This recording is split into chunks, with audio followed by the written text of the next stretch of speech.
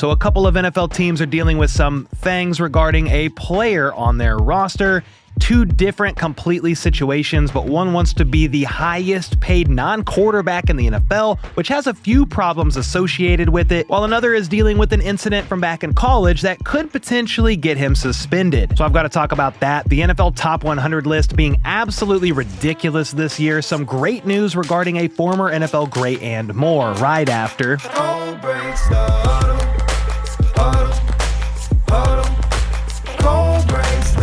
Alright, first up, the NFL is slowly but surely releasing their top 100 players list heading into the 2025 season. They've done the list every year since 2011, with NFL players taking part in an anonymous poll to determine who makes the list and in what order. Out of the 14 years the league has been doing this, only 4 non-quarterbacks have ever been voted number 1. The most recent was Tyreek Hill just last year, following his insane 2023 season with the Dolphins.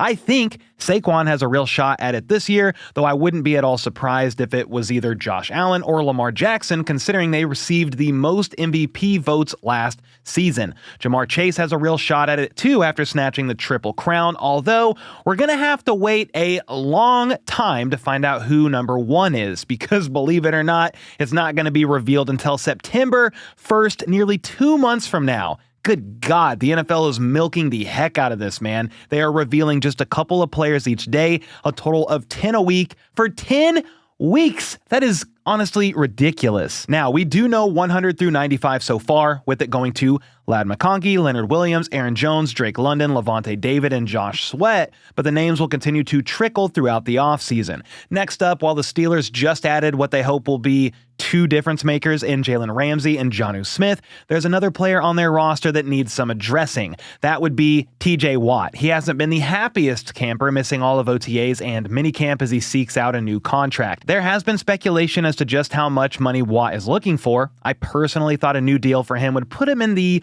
ballpark, the range of Danielle Hunter, Max Crosby, Nick Bosa in terms of annual value, so around $35-ish million a year. But according to Steelers insider Gerry Dulac, Watt is looking to become the highest paid non-quarterback in the league, so above Myles Garrett, who's making $40 million a year on average, and Jamar Chase, who is at $40 and a quarter. Dulac appeared on the Rich Eisen show and broke it down for us, and basically the conundrum is that while the Steelers want to re-sign him, there's hesitation to pay him what he's asking for because he's turning 31 in October.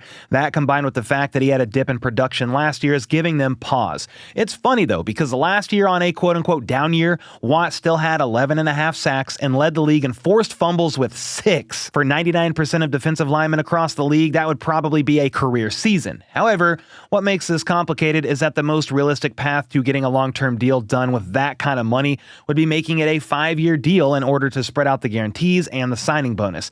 That means TJ would be 36 years old in the final year of that deal, and while I think he still has plenty left in the tank, I wouldn't feel great about paying any defender $40 million at that age. Obviously, you could put some dummy years at the end of that so it wouldn't all be guaranteed, but still, I can see it to some extent from the Steelers' point of view. However, I can also understand Watt's frustration and why he believes he deserves that kind of pay. After all, Myles Garrett's new extension has him under contract through 2030, and he's going to be 35 that season. Then look at some of the moves the Steelers have made this offseason. They traded for DK Metcalf and immediately signed him to a 5-year, $150 million deal, the most amount of money they've ever given a player in franchise history, by the way. Then they just traded for cornerback Jalen Ramsey and tight end Jonnu Smith and immediately gave them both raises. Jalen's getting an extra $1.5 million, bringing his 2025 compensation up to $26.6 million. Then Jonnu Smith got a 1-year, $12 million extension. I realize these are smaller contracts compared to what TJ is asking for, much smaller in fact, but none of these guys have even played a snap for the Steelers, and they are already getting taken care of by the team. So I can understand if TJ is a bit annoyed by that and thinking to himself, hey, what about me? You know, the guy that's been one of the faces of the franchise for almost a decade and is one of the best players in team history. I'm personally fascinated to see how this one pans out. The Steelers do have some leverage here. They could stand pat and make him play out the final year of his deal and then franchise tag him if they had to. Watt would definitely not love that, and he in turn could hold out into the season, which is the risk the Steelers would run if they chose to go that route. Or there's always the possibility of a trade. Adam Schefter reported the outside interest in Watt has increased least after the most recent trade between the Steelers and Dolphins went down earlier this week. However, Jeremy Fowler said that the front office executives he's spoken to from other teams do not expect Watt to be traded. That checks out. I mean, why would they trade their best defensive player when everything else they've done this offseason says they're trying to win now? Crazier things have happened. This is the NFL after all, but I do personally think the most likely scenario is that Watt remains in Pittsburgh on some kind of a new deal. The question is, for how long and how much? That remains to be seen, but you guys got to let me know your thoughts on this in the comments down below. Do you think TJ Watt becomes the new highest paid non-quarterback in the NFL once all is said and done, or nah? Next up, in a bit of more serious, heavier news, Bills rookie cornerback Maxwell Hairston is currently being accused of sexual assault in a new civil case filed in federal court. The lawsuit was filed yesterday, but the incident is alleged to have occurred in 2021 at the University of Kentucky. It states that Hairston engaged in non-consensual sexual contact with a female student in her dorm room.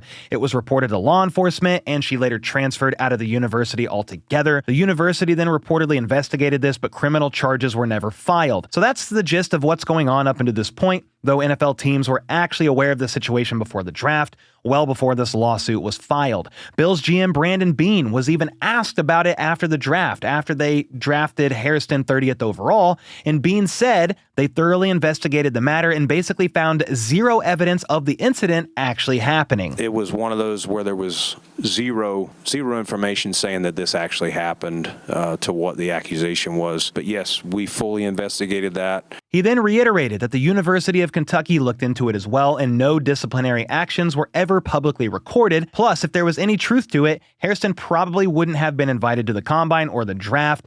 Beane even went as far as to say, quote, "Just like anything in this world, you can't just take someone's account and think that's the truth. We fully investigated that." Now, it's also worth noting that Hairston isn't facing any legal trouble, at least not at this point in time. No criminal charges were filed, so at this point, it's just a civil lawsuit that's seeking a jury trial along with compensatory and punitive damages. So while Hairston may not actually end up in any legal trouble here, that sort of remains to be seen. We'll see how this plays out. The NFL does take this stuff pretty freaking seriously and could do an investigation of their own. That could potentially result in a suspension of some sort, but we'll have to wait and see what comes from this, if anything at all. For now, Hairston is rehabbing a hamstring that he tweaked during minicamp, though Brandon Beane said he should be good to go come training camp. Buffalo certainly has high hopes for Hairston, adding him to a secondary that finished 21st in passing yards allowed last season. They also traded away former first-round pick Kaiir Elam to the Cowboys before the draft, a pick they really hoped would pan out, but definitely did not. He was a healthy scratch off and on throughout his career. So they definitely expect better things out of Hairston, and if they can get that defense shored up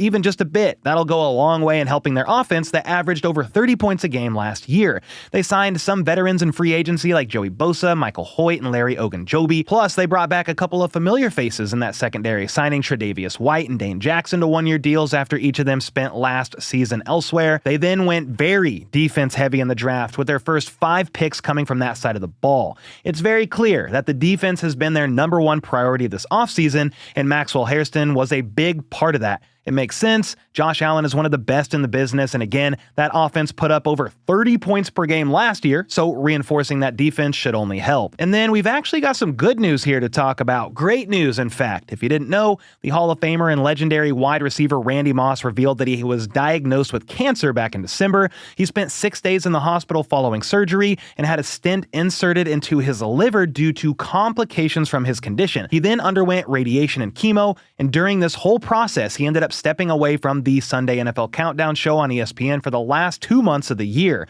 Well, we got some incredible news this week, which is that Randy's recovery has progressed to the point where he's expected to rejoin the Countdown crew every Sunday this upcoming season for what will be his 10th year on the show. So that is freaking awesome. You love to see that, and I'm wishing Randy all the best moving forward. Anyway, that's all I have for you today. So with that, I'll see y'all next time.